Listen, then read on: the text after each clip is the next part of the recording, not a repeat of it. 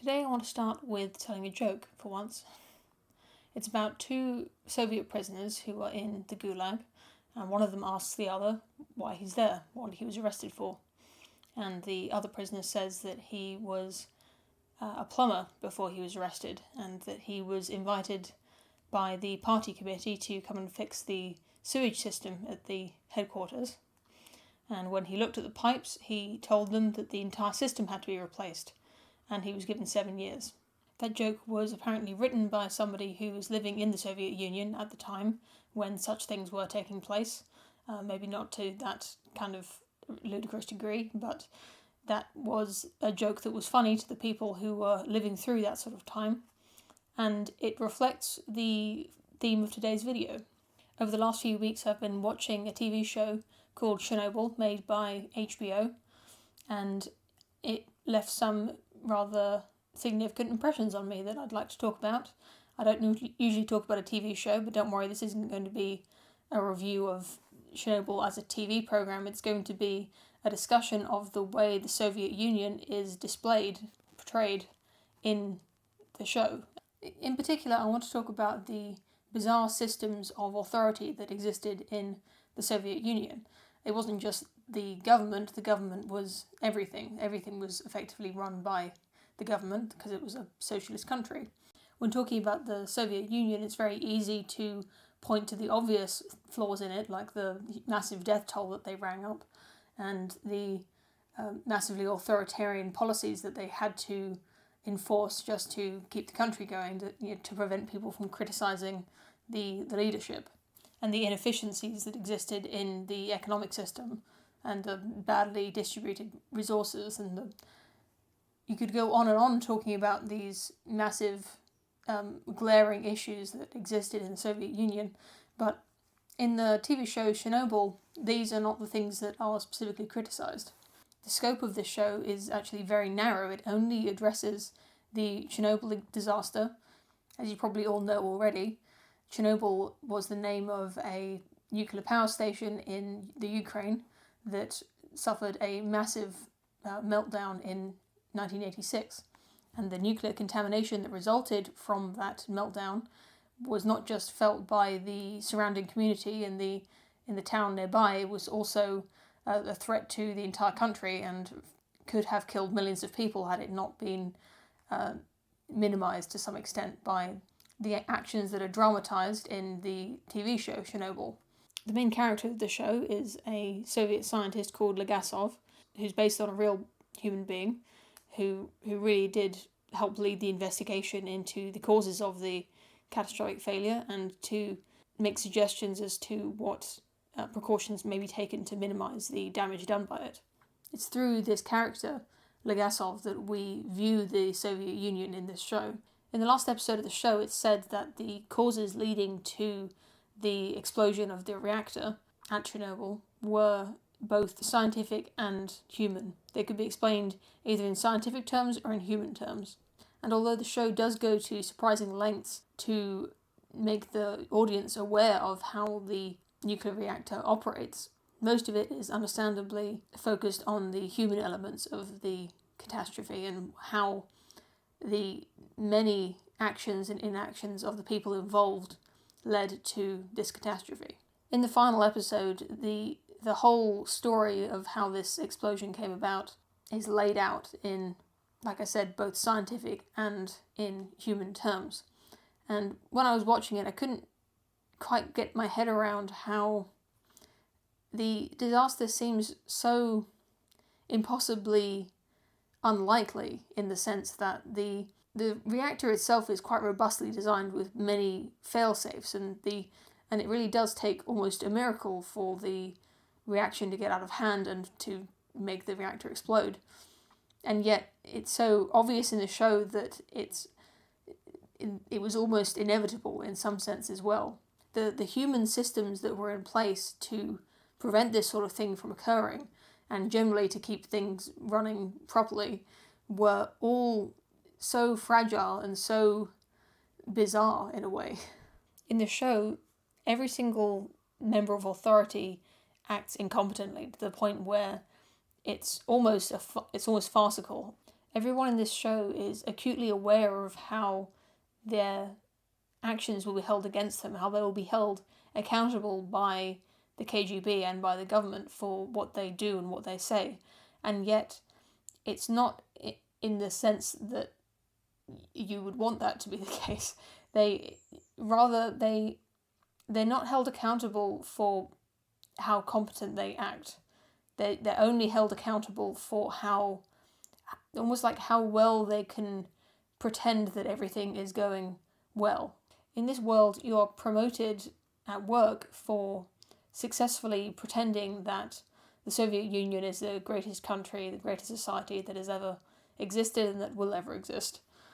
And you're strongly penalized at your job, in your career, or maybe even arrested for failing to maintain that veneer of normalcy.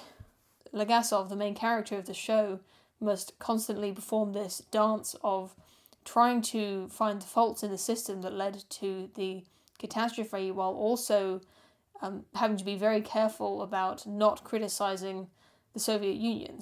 This kind of culture is extremely evident even just right from the very first scene of the first episode. One of the chief engineers at the plant has just realised that there's been some kind of explosion, and rather than listening to his subordinates who are all telling him that the reactor has exploded and it is open and just gushing out these deadly doses of nuclear energy, this chief engineer is in complete denial and believes that it is impossible for an RBMK reactor to explode. He's delusional. The RBMK reactor is a Soviet design, and it is the official position of the state. And all of the nuclear engineers that are employed therein, that it is impossible for this kind of reactor to fail in this way, to explode. And so the safety precautions that this chief engineer should be trying to execute are being delayed needlessly because he is in denial about what has happened.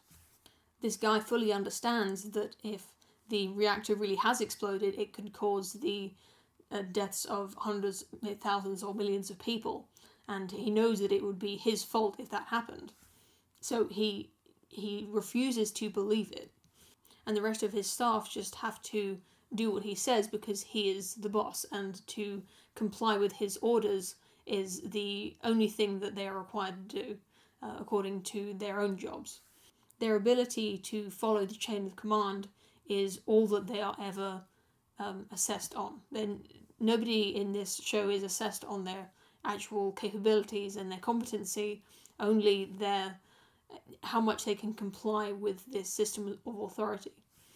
Similarly, the committee of politicians who are appointed to decide the fate of Pripyat, the town just neighbouring the Chernobyl reactor, they decide that it is impossible the reactor has exploded. They hugely underestimate the amount of radiation that is in the surrounding area because the devices that measure the dose of radiation have an upper limit of only 3.6, when actually the real radiation dose number is somewhere in the thousands. So you can see these sort of wheels within wheels of systems that are breaking. The people running the actual power station are completely delusional, and this committee, who have the fates of hundreds or thousands of people in their hands, are completely unaware of what is actually happening. And the picture that is being painted here is not of a system that is being taken advantage of by a few unscrupulous, evil, corrupt people. It's a system that is corrupt in its very nature. And by that I mean that the system itself does not allow people to act virtuously or competently. To do so is disincentivized. Everybody in the system, at every single level, has their motivations and their incentives completely turned upside down, so that you get this just bizarre mosaic of disasters waiting to happen. When a system is that corrupt, it causes every single person in that system to become corrupt themselves.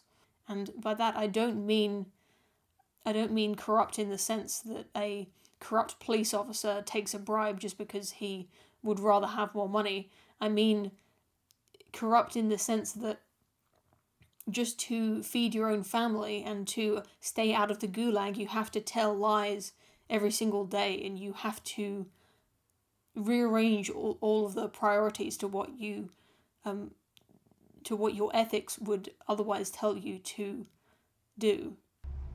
When the truth offends, we lie and lie until we can no longer remember it is even there, but it is still there. Every lie we tell incurs a debt to the truth. Sooner or later, that debt is paid.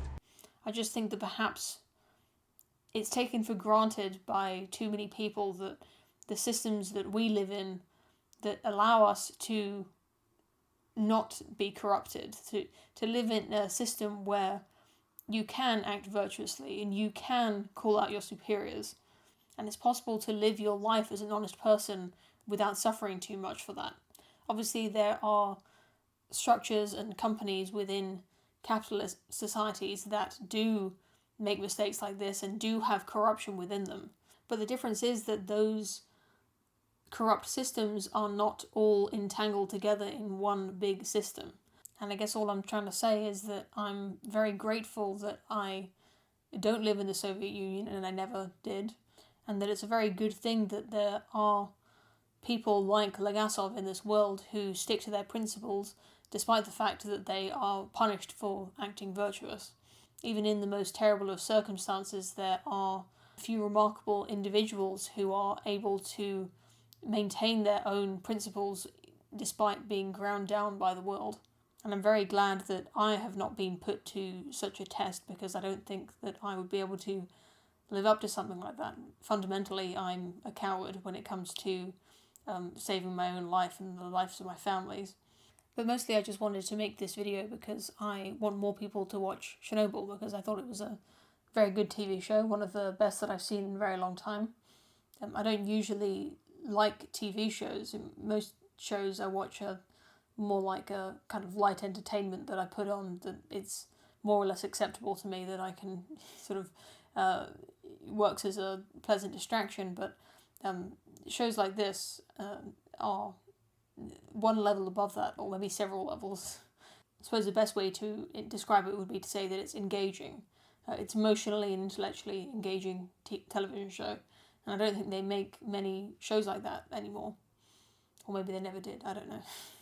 If you're in the UK, you can watch it by getting a Now TV subscription. I believe it was shown on Sky Atlantic as well.